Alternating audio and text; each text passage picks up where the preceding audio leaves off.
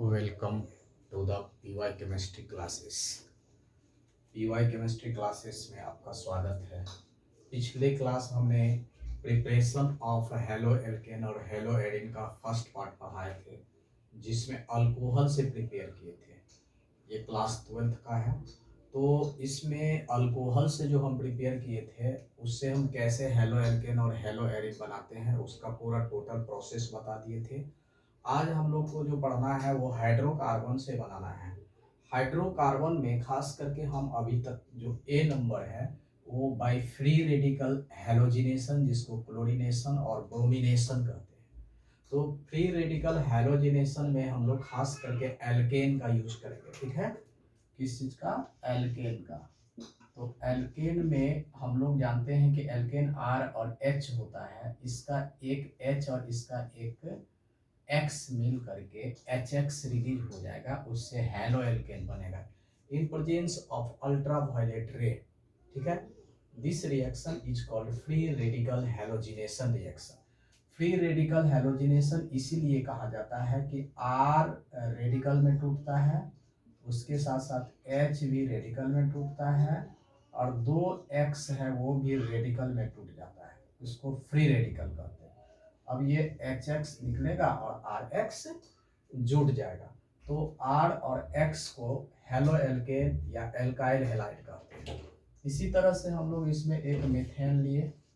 Methane में भी क्या किए, अल्ट्रा वायलेट रे के प्रेजेंस में क्लोरीनेशन किए, क्लोरीन डाले तो यहाँ HCl निकल जाएगा, इससे बन गया मिथाइल क्लोराइड या क्लोरोमीथेन।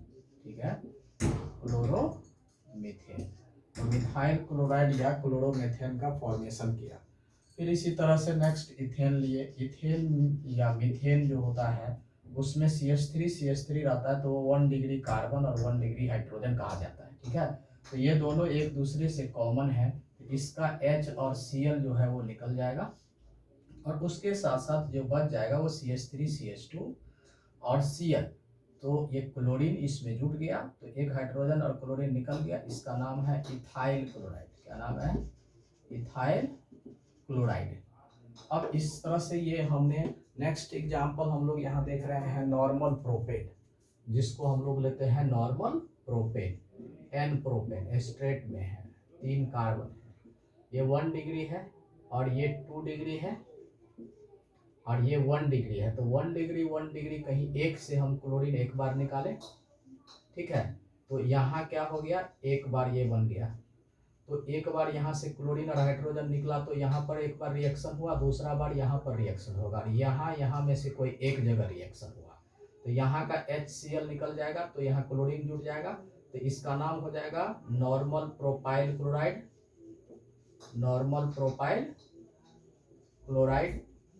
इसी तरह से 2 डिग्री पर हाइड्रोजन और क्लोरीन निकाल देगा, तो इसका नाम हो जाएगा आइसो या 2 डिग्री पर निकला, इसीलिए 2 डिग्री प्रोपाइल क्लोराइड कहते हैं। IUPAC ने हम आपको बताए हुए हैं, इसका नाम है 2 क्लोरोप्रोपेन।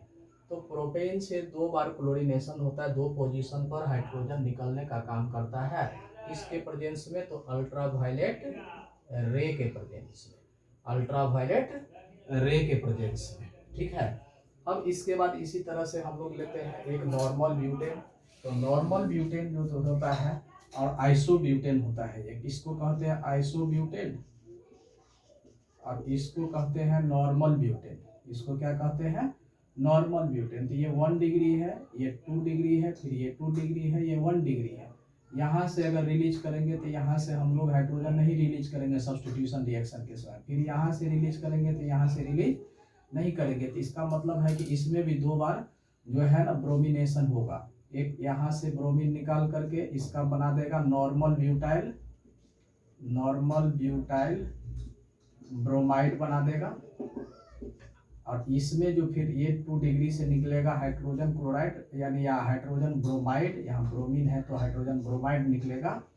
तो यहाँ पर हाइड्रोजन और ब्रोमीन को हटा करके HBr निकल गया, तो Br इस पर जुटेगा, यानी कहाँ कहाँ निकलेगा, तो एक यहाँ से और या तो एक यहाँ या तो एक यहाँ से निकालिए। तो हम यहाँ से या तो यहाँ 2 डिग्री से निकाले या तो यहाँ से निकालिए, तो यहाँ से निकाले हैं, तो इससे कहते हैं हम लोग आइसो ब्यूटाइल या उसी को कहते हैं 2 डिग्री, क्योंकि यहाँ दोनों सेम है 2 डिग्री 2 डिग्री, तो यहाँ से हाइड्रोजन और ब्रोमीन निकल जाएगा, या तो यहाँ से हाइड्रोजन और ब्रोमीन निकल जाएगा तो यहाँ ब्रोमीन जुटेगा ना, तो आइसोब्यूटाइल ब्रोमाइड कहते हैं जो 2 डिग्री के फॉर्म में होता है।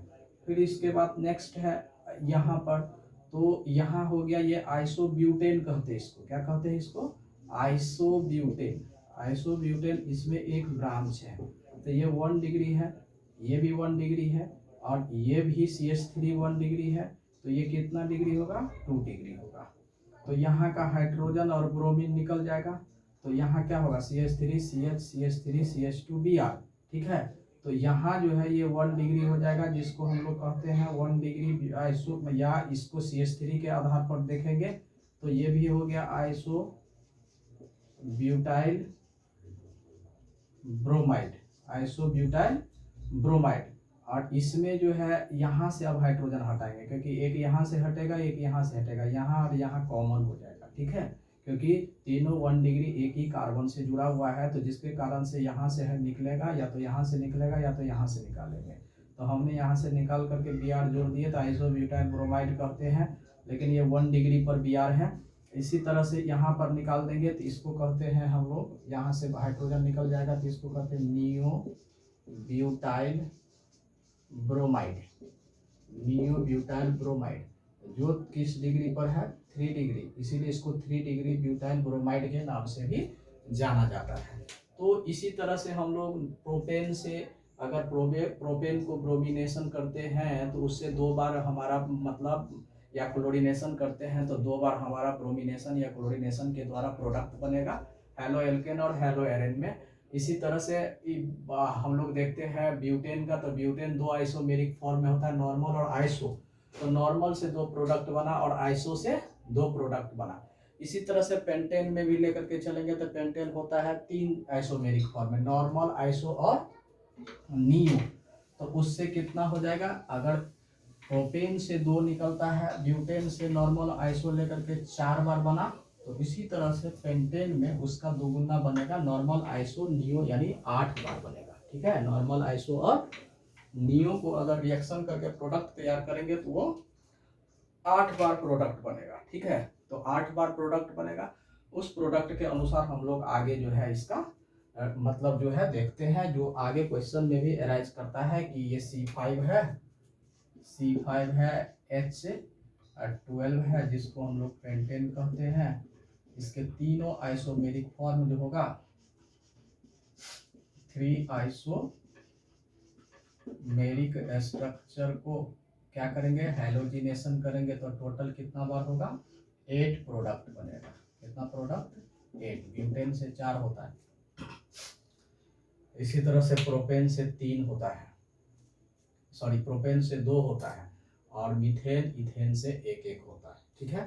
तो अब हम लोग ये इसके बाद जो है हम लोग पढ़ेंगे उसका, हमने हाइड्रोकार्बन का A नंबर से किए, तो अब B नंबर में लिखेंगे फ्रॉम एल्कीन, यानी किससे हम लोग तैयार करेंगे, एल्कीन से। तो एल्कीन से तैयार करेंगे इसमें, ठीक है। पहले एल्केन से किए हम हाइड्रोकार्बन में, अब फ्रॉम एल्कीन। तो देखिए एल्कीन जो होता है वो 2 तरह का होता है। एल्कीन का मतलब कार्बन कार्बन डबल बॉन्ड, एक होता है सिमेट्रिकल एल्कीन, सिमेट्रिकल एल्कीन, और दूसरा होता है अनसिमेट्रिकल एल्कीन, अनसिमेट्रिकल एल्कीन। तो सिमेट्रिकल एल्कीन का मतलब होता है कार्बन कार्बन डबल बॉन्ड जो होगा उस पर आइडेंटिकल हाइड्रोजन होना चाहिए, या तो दोनों साइड में हाइड्रोजन नहीं होगा, तो ये हो गया सिमेट्रिकल। जैसे ये कार्बन कार्बन डबल बॉन्ड है, इस पर भी क्या है, आइडेंटिकल हाइड्रोजन है, या तो इस पे एब्सेंट है तो एब्सेंट है, तो इसका मतलब है कि यहाँ 1 हाइड्रोजन होगा, यहाँ 1 हाइड्रोजन होगा, तो आइडेंटिकल 1 हाइड्रोजन हुआ, तो इसको हम लोग सिमेट्रिकल एल्कीन कहते हैं। क्या कहते हैं हम लोग, सिमेट्रिकल एल्कीन, जिसमें इसका नाम है इथीन, इसका नाम है ब्यूटटूइन।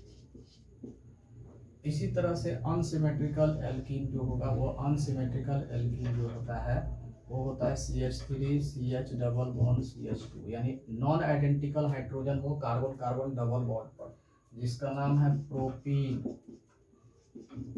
इसी तरह से नेक्स्ट एग्जांपल में अगर लेंगे CH3 CH2 CH double bond CH2, तो इसका नाम है ब्यूटीन। तो इस तरह से ये जो है सिमेट्रिकल और अनसिमेट्रिकल एल्कीन से हम लोग क्या करेंगे, एल्कील हेलाइड यानी एल्काइल हेलाइड या हेलो एल्केन का फॉर्मेशन करवाएंगे। तो इसमें हम लोग क्या करते हैं, HX के साथ एडिशन करते हैं, ठीक है, किसके साथ, HX के साथ या HCl के साथ या HBr के साथ।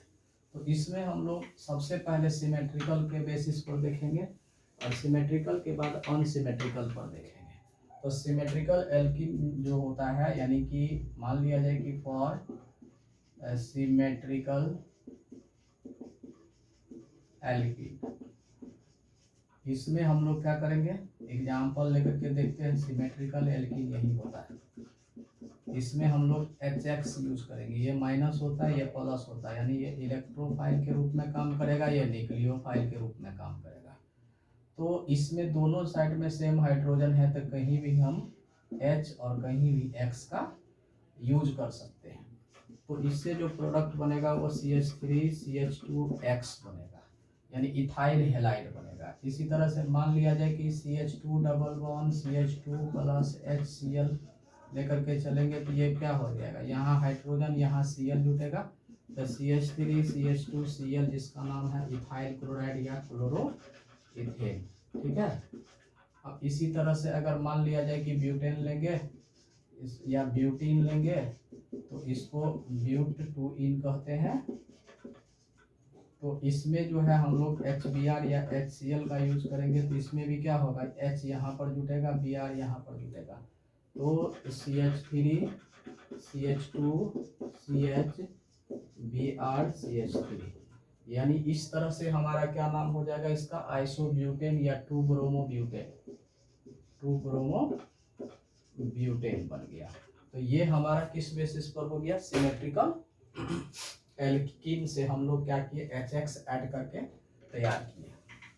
अब इसी में और एक दो एग्जांपल साइक्लिक कंपाउंड से रिलेटेड आपको बता दे रहे हैं, जो सिमेट्रिकल के फॉर्म में ये भी होता है।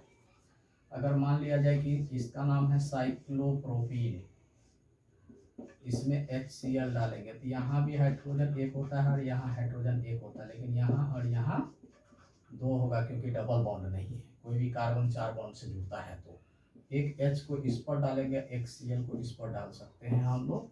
तो यहाँ पर जो प्रोडक्ट बनेगा वो एक साइड में H जुड़ जाएगा, एक साइड में H और Cl जुड़ जाएगा। इसको आप शॉर्ट में ऐसे लिखोगे, तो इसको लिखेंगे मतलब 1-क्लोरोसाइक्लोप्रोपेन, 1-क्लोरोसाइक्लोप्रोपेन, 1-क्लोरोसाइक्लोप्रोपेन बनाया। इसी तरह से अगर मान लिया जाए ब्यूटीन लेंगे, इसका नाम है साइक्लोप्रोपीन, इसका नाम हो जाएगा साइक्लोब्यूटीन।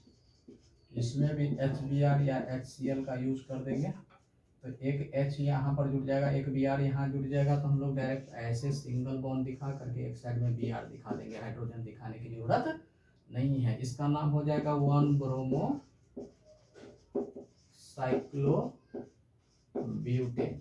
अब अगले क्लास हम लोग इससे आगे पढ़ेंगे अनसिमेट्रिकल एल्कीन के द्वारा, ठीक है, जिसमें मार्कोनिक्स और एंटी मार्कोनिक्स कॉप्स रूल का फॉलो किया जाता है।